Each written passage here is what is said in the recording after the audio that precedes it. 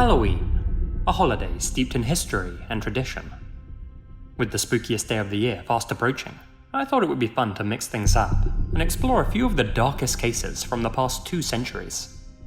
Expect to hear about a Moroccan cobbler turned human butcher, a Japanese geisha with a taste for vengeance, and a German criminal so depraved the locals began calling him a vampire. But just before we start, this video is sponsored by Raid Shadow Legends.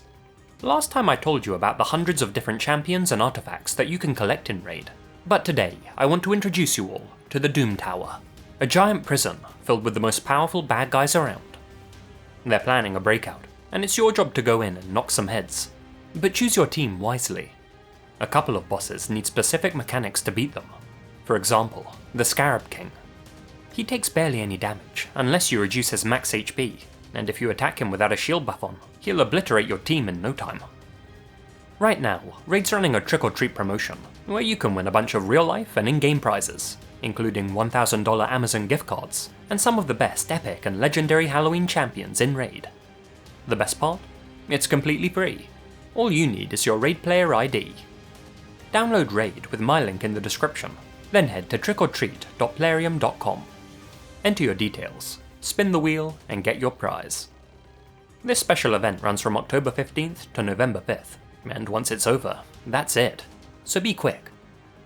If you haven't started playing Raid yet, click my link in the description, or scan my QR code on screen now, and you'll get unique bonuses worth $30.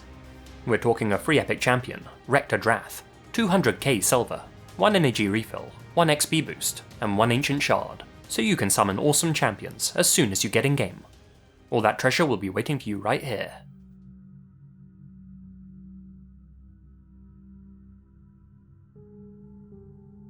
Just off the coast of northwestern Africa lies one of the most ancient and storied cities in the world. Thanks to the rich ochre of its sandstone buildings, the place was once known as the Red City. But almost 1,000 years after the first bricks were laid, we know it now by another name: Marrakesh. Founded in the year 1070 by Emperor Abu Bakr ibn Umar, the city became one of the jewels of his empire, with Marrakesh rapidly expanding to become a centre of culture and commerce. Some of the most talented architects in the region would make their mark on Marrakesh, creating magnificent sculptures that we still admire to this day. For example, Kotabia and the El Badi Palace. But in other areas of the city, the expansion was considerably less orderly. Surrounding some of the busiest squares and marketplaces in the world are a veritable maze of narrow passages, a literal labyrinth of walls and buildings. To this day, it isn't unusual for even locals to sometimes lose their way there, but occasionally, in the past, those who wandered through the teeming crowds and arterial alleyways sometimes seemed to disappear entirely. During the closing years of the 19th century, a number of young women began to go missing while running errands in the central marketplace, or souk. On each occasion, dozens of the missing woman's loved ones would scour the city or retrace her steps in hopes of finding her alive. But on each occasion, their labours were fruitless, and their daughters, sisters, and wives were never seen again. For years, the pattern continued. A young woman would visit the souk only to vanish.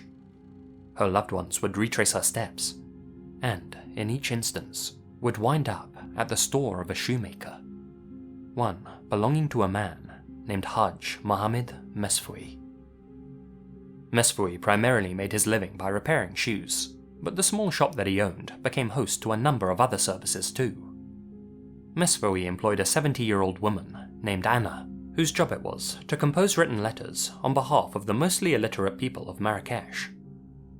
This service brought the small shop a lot of trade, with scores of people visiting Mesfoui's on the daily. But the shop also provided the perfect front for a considerably more sinister business. Mesfoui was an experienced businessman and offered almost all of his customers what's known in Arabic as a bakshish. Bakshish can refer to any kind of small gift, tip, or bribe, but in this case, it refers to Mesfoui's practice of offering his customers some kind of refreshment in order to facilitate a sale. If he was measuring a prospective client's feet in preparation for crafting a pair of shoes, say, Mesfoui would offer them a glass of cardamom tea or spiced coffee, and the same applied for those who patronized Anna's dictation service. Yet, every so often, a young woman visiting Mesfoui's shop would catch the shoemaker's eye, and while preparing their refreshments, he would slip something extra in their glass. Using a cocktail of powerful natural sedatives, Mesfoui would render his client unconscious before dragging them into the back of his shop. Then, once his victim was restrained, Mesfoui would take a razor-sharp blade and begin slicing into their throat. He would hack and saw, parting meat from bone, until finally the poor girl's head was freed from her body. Following this, Mesfoui would begin mutilating their bodies, carving intricate symbols and nonsensical phrases into their cold flesh. When he grew weary of such depravities, Mesfoui would drag his victim's remains into the earthen cellar of his shop and begin the process of dismemberment and burial.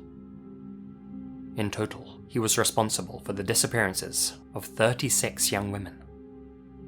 His rampage only came to an end when the family of his final victim burst through his front door and found the remains of 20 slain women in the pit under his store. The other 16 were found in a garden outside. During Mesfoui's trial, the court heard how he had bought his elderly assistant's silence. He would gift Anna jewelry lifted from his victim's remains, and in exchange, she turned a blind eye. Anna herself perished during her torture, as jailers attempted to coax additional confessions from her, but Mesfoui was doomed to suffer a considerably more drawn-out fate. Following his conviction on May 2nd, 1906, local judges wanted Mesfoui to suffer a long and agonizing punishment, say, being nailed to 2 planks of wood and left to bake in the sun.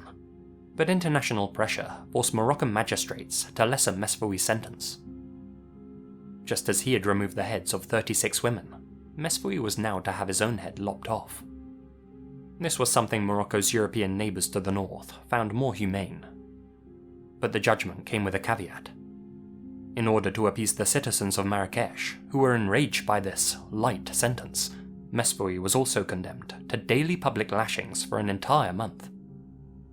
The families of his victims whooped and cheered as the flesh on his back was flayed, then doused with vinegar. Weeks later, as the day of Mesfoui's final sentence approached, the citizens of Marrakesh were reminded just how heinous his crimes really were. Once again, unrest began to spread amongst the populace, and once again, the mob demanded that Mesfoui receive a harsher sentence. The authorities stayed silent on the subject, and up until the day in question, everyone believed that Mesfoui would have his head chopped off. Yet, after he was led from his prison cell and into the largest square in the city, officials announced a very different form of punishment indeed. They told everyone that Mesfoui was to be immured. As I've mentioned in past uploads, immurement is where a person is confined to a small, inescapable space that serves as their tomb. They may be locked inside a small box or bricked up inside a wall. It's similar to being buried alive, only with one distinct difference. Those who are buried alive perish from asphyxiation, a relatively quick and painless process compared to the slow starvation that occurs during immurement.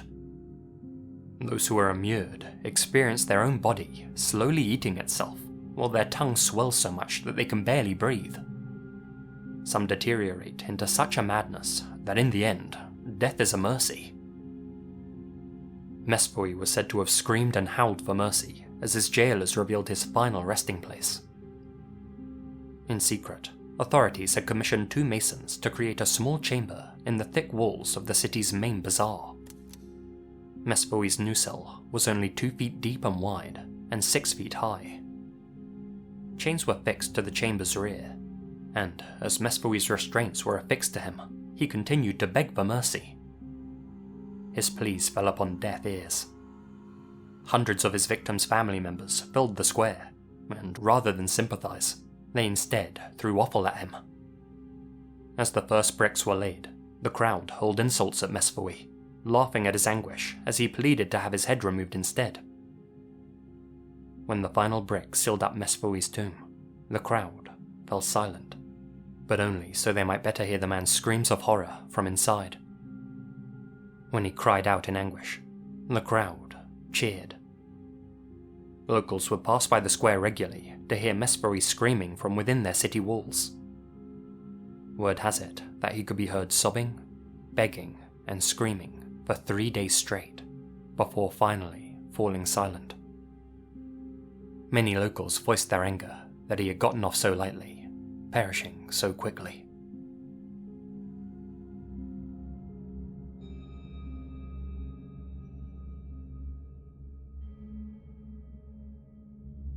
Harada Kinu, or as she would come to be known, Yoarashi, was born in 1845 on Japan's Miura Peninsula. Little is known about her background, but it's believed that she was the daughter of a fisherman who lived on the island of Jogashima. One source claims that her family was so poor that she was sold to a geisha house in her middle teens, while others state that she joined willingly following her move to Tokyo. But what we do know for certain is that despite her humble beginnings, the girl rose to become one of the most famous and sought-after geishas in all of Japan, and was so beautiful and energetic that she earned the nickname Yoarashi, a storm in the night. After stints with some of the most powerful provincial lords in all of Greater Tokyo, Yoarashi found herself living with a man named Kobayashi Kimpei. Kimpei was a highly successful financier, and although he provided Yoarashi with a luxurious lifestyle, he was also extremely controlling and cruel, and beat her often. Kimpei also forbade Yoarashi from ever having any other clients, and unless accompanied by one of his employees, she was to remain confined to her gilded cage. However, one evening during her mid-20s, Yoarashi attended a kabuki play starring a famously dashing actor named Arashi Rikaku, Tokyo's very own Casanova. Following the play's conclusion, Yoarashi demanded a meeting with the actor in order to personally congratulate him, and though their conversation was brief, she found herself falling deeply and madly in love with him. Yoarashi ended up paying for Rikaku's services, and the pair began to exchange letters in secret. After Rikaku reciprocated her feelings, the pair hatched a plot to elope together. Yet, Yoarashi knew that upon fleeing Tokyo, her current partner, Kimpei, would hunt them to the ends of the earth. If they wished to be free, Kimpei needed to be dealt with. So, the duo concocted a plot. On the 2nd of March, 1871, Yoarashi laced Kimpei's porridge with rat poison, then feigned ignorance as he slowly and painfully expired. For a time, Yoarashi avoided suspicion, but when she fell pregnant with Rikaku's child, people obviously began to talk, and the authorities soon deduced that only Yoarashi would have had access to Kimpei's food on the day he died. Provincial law enforcement rushed to apprehend her, and found her hiding out at Rikaku's home. Both of them were taken into custody. Yoarashi was sentenced to death for Kimpei's slaying, but was allowed to stay alive until her baby was born. Rikaku, on the other hand, was sentenced to just 3 years. 3 days after giving birth, on the 28th of March, 1872, Yoarashi was led from her prison cell and escorted to Tokyo's execution grounds. When asked if she had any last words, Yoarashi simply stated, "Just cause demands repayment." And although disguised as an acceptance of her punishment, such a statement could easily be interpreted as showing a complete lack of remorse. After all, Kimpei's beatings had given her just cause, and Yoarashi had repaid him in full. As the executioner lined up his katana, Yoarashi recited a short poem. When she had finished, the swordsman brought down the blade and took off her head, a head that was displayed to the public for several days. Yoarashi's tale captured the imagination of Tokyoites, and sensationalized accounts of her life sold as quickly as they could be printed. Soon, the truth of the story became muddled with fiction. Within a short time, Yoarashi became one of the nation's most infamous dokufu, the word used for femme fatales that use poison to end lives. Some say that the story sated the Japanese people's morbid fascination, but it's just as likely that people were enthralled by the idea that Yoarashi felt a love so strong that she was quite literally willing to kill for it.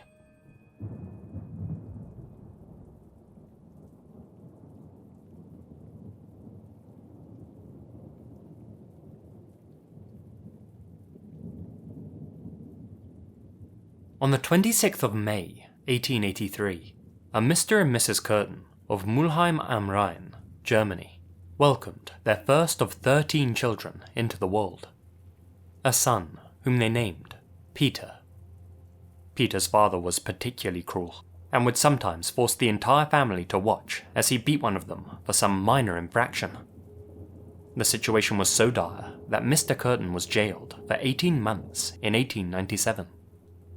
Not long after, Mrs. Curtin obtained an emergency separation order and would go on to remarry and relocate to the city of Dusseldorf. She hoped that the move might heal some fractures in the psyche of her young children. But for one of them, it was far too late for that.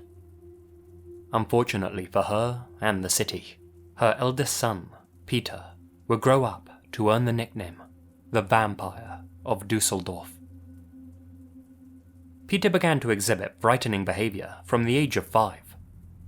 In one incident, his mother walked in on him attempting to drown one of his playmates, and as much as she tried to correct such sinister behavior, Peter was beyond repair. Just before his 10th birthday, Peter was befriended by a local dog catcher who appeared to take pity on the lonely boy and allowed him to join him on his rounds. The dog catcher was also responsible for disposing of any stray animals who were either lame or diseased, and on several occasions put them down in front of the 9-year-old Peter. Not long after, Peter joined 2 other young boys in sailing a homemade raft on a nearby lake. When one of the boys fell off the raft and began struggling to stay afloat, the other dived into the water in an attempt to save him. The young lad dragged his companion back to the edge of the raft and began begging Peter for help. But Peter didn't help. Instead, he pushed the conscious boy's head under the water and held him there until his thrashing ceased. He watched with pleasure as both of the boys' bodies bobbed up and down in the lake. Peter would later tell local authorities that it was all just a horrible accident, and nothing in their investigation suggested otherwise. But in reality, a 9-year-old boy had just gotten his first taste of extinguishing human life, and he had enjoyed it. Peter dropped out of school in his early teens, and would often disappear from his family home for days on end. Much of that time was spent in the company of small-time crooks and ladies of the night, and it was while wandering the streets of Dusseldorf that Peter met his first girlfriend. Peter later stated that after a few weeks of dating, he had attempted to initiate intimacy with the young woman. Following her refusal, he flew into a rage. He stormed off, wandering aimlessly for hours, until he came across a small farm on the city's outskirts. It was there that Peter vented his frustration on the poor, innocent livestock that inhabited the stables.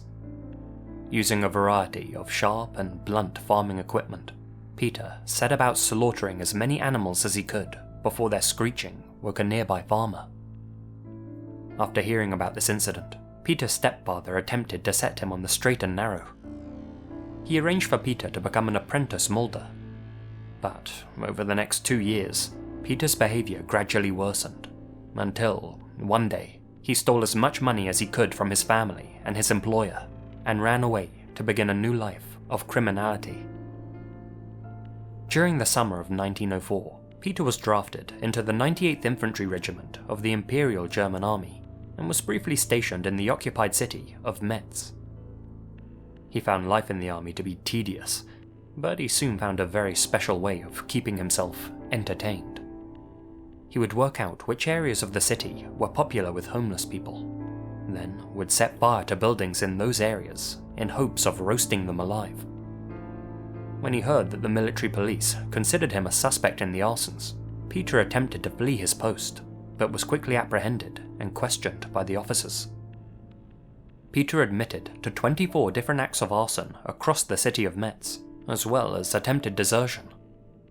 He would spend the next 8 years in a series of military prisons, stewing in a desire to strike back at a society that he believed had failed him, counting down the days until he could finally wreak a terrible vengeance on the world.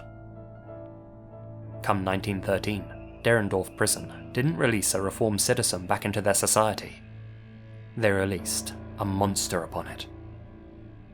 Peter fell back into a life of crime immediately upon release, and it was while burglarizing a tavern in Mulheim am Rhein that he came across a target of opportunity.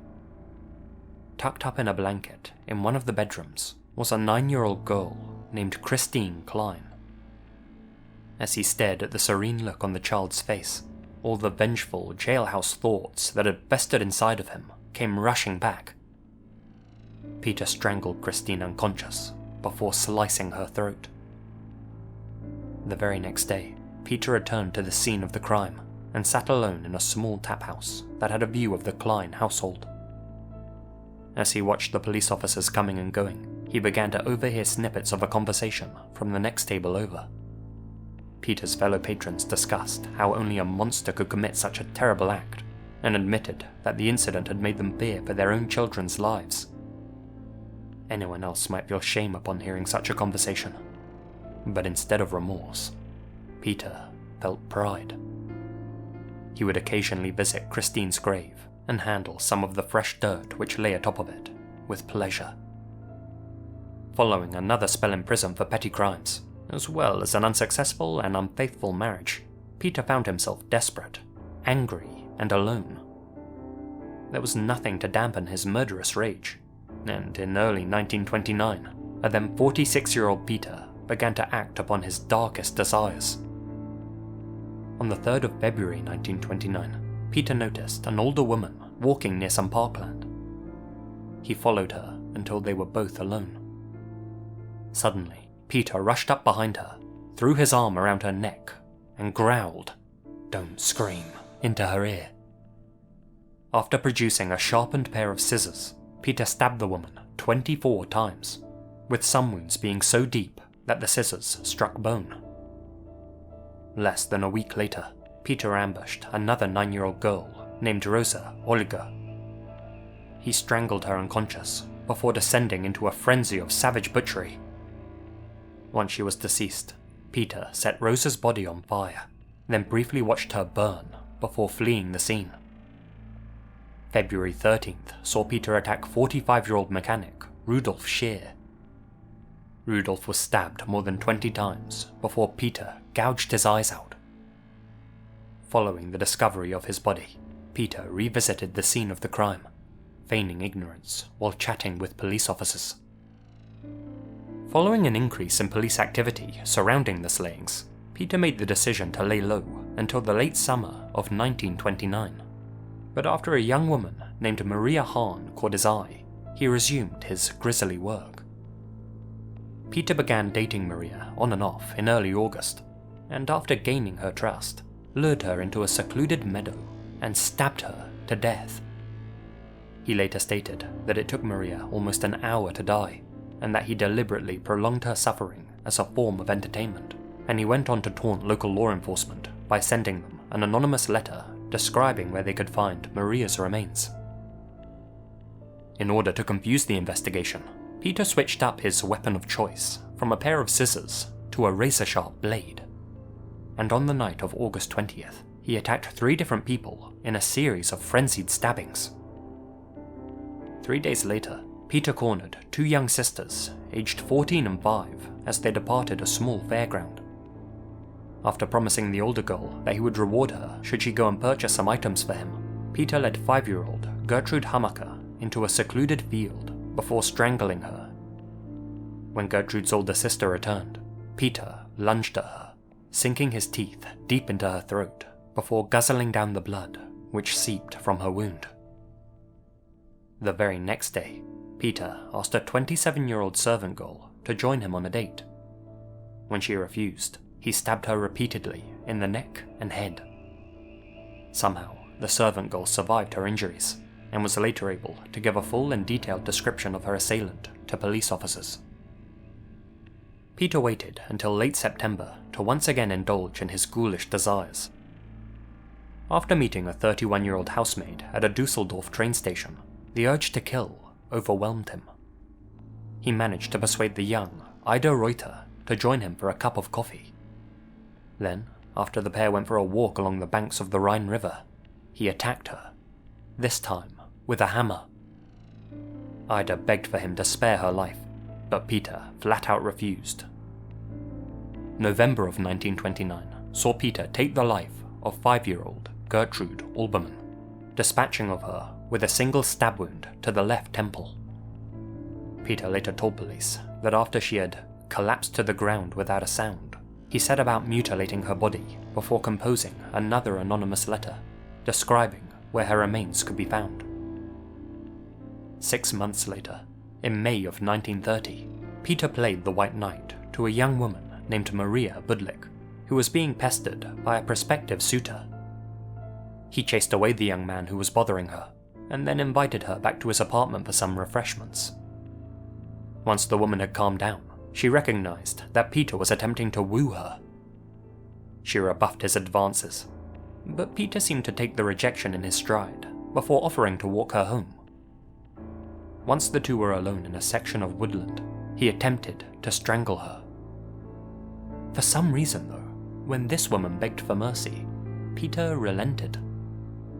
He apologized to the woman before fleeing the scene, and although she didn't inform the police, she later described the incident to a friend in a handwritten letter. This was the beginning of Peter's downfall, and it all stemmed from an incorrect address. Since the address on Maria's envelope was incorrect, the postmaster opened it before reading the letter. After reading about the attack, he sent its contents to the chief of Dusseldorf's police. By this point, the slayings had received considerable attention, both national and international, with the perpetrator being dubbed the Vampire of Dusseldorf, thanks to the fact that he had consumed some of his victims' blood. Both the postmaster and the chief of police noticed the similarities between the vampire killings and Maria Biluck's encounter. So, Chief Inspector Gennert set about tracking Maria down so that he could properly interview her. It took some time to convince her, but in the end, Maria agreed to lead police to Peter's apartment. The building's landlady was only too happy to confirm that the apartment belonged to one Peter Clayton. By pure happenstance, Peter walked up to his apartment building just as his lodgings were being searched. He made a run for it, but despite his best efforts to escape justice, was arrested just days later. With a mountain of evidence stacked against him, Peter confessed to being the Vampire of Dusseldorf and detailed how he had committed a grand total of 68 separate attacks. He offered no apology for his crimes, and instead justified them on the grounds that he was simply striking back at a world that had so horribly wronged him. Peter also added that he found the sight of his victims' insides to be thrilling beyond words, and confirmed that he had drank so much of Maria Hahn's blood that he had vomited shortly after. On the 13th of April, 1931, Peter Clayton stood trial in the same city he had so hideously victimized. At his trial, Peter was interred in a heavily guarded, shoulder-high iron cage to protect him from the enraged relatives of his victims. Initially, he pled not guilty by reason of insanity, but just a few days into his trial, Peter instructed his defense attorney that he wished to plead guilty. Following his apparent change of heart, Peter became much more willing to discuss his own thoughts and feelings regarding his crimes. The judge asked Peter if he felt any remorse, to which Peter responded, quote, "I have none. Never did I think to myself that what I did was bad. The punishments I have suffered have destroyed all my feelings as a human being. That was why I had no pity for my victims, and thinking back to all the details is not at all unpleasant for me. In fact, I rather enjoy it." After just 1 week of evidence and argument, it took the jury little over 2 hours to find Peter guilty of ending 9 lives and attempting to end 7 others. Peter showed no emotion as the verdict was read out, and remained unmoved when the judge sentenced him to the guillotine. At 6 a.m. on the 2nd of July, 1931, Peter Curtin was escorted to the execution chamber of the Kingleputz prison. Walking by his side was the prison psychiatrist and a priest. After voluntarily placing his head into the guillotine, Peter turned to the psychiatrist and calmly asked, "Doctor, after my head is chopped off, will I still be able to hear the sound of my own blood gushing from the stump of my neck? That would be the pleasure to end all pleasures." Shortly afterwards, the executioner sent the guillotine's blade slicing into Peter's neck, removing his head from his body and putting an end to the man who had more than earned the nickname, the Vampire of Dusseldorf.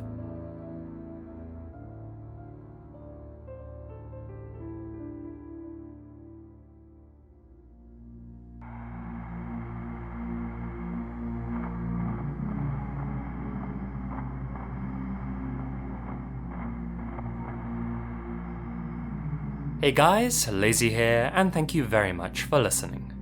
A huge thank you to Sam Riding for writing the script for this one, and a massive thank you to all of my supporters here on YouTube and over on Patreon, especially my biggest supporters: Jessie Jug, Clayton Thompson, Alex Greensall, Anja-Yekaterina Faustov, asiamina, Azrael Warakai, Chief Cochuaque, Colin Monsma, Connor Louthan, Dustin and Tiffany Vanderpool, Fortnite Girl 666, George Lopez, Gina Valera, Gracearchie, Biluck, Infamous-senpapi, Larry Mattingly, Leonardo Martinez, Linden, Monica Mendoza, Natalie Escobedo, Peter Ogdraj, Philip Wester, Taylor&Monica Grueng, The Only Dorita, Zane, Brad Hammer 33, Doopsy, Mrs. Yvonne Rankin, The Deck of Cards, Peyton Trolling, Itai Allen, Lydia Cumo, Nephus 1988,